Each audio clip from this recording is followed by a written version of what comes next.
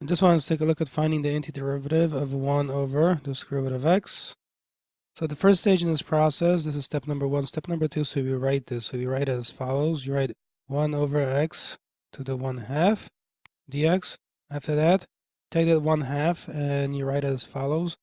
X to the -1 first dx. And you want to do it this way because then the basic power rule is easy to apply.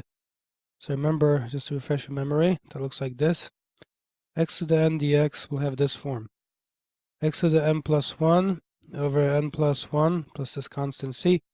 In our context, the 1/2 negative plays the role of n. What this tells you, therefore, is that our x to the -1/2 dx will be equal to x to the -1/2 plus 1 over -1/2 plus 1 plus the constant c.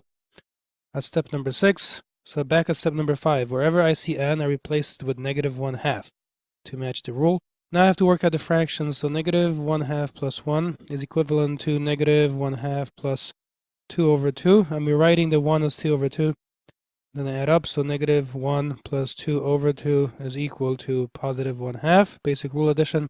So now at step 7 over here, I'm going to write x. Instead of writing to the -1/2 plus 1, I will simply put 1/2, because that is the result of doing -1/2 plus 1.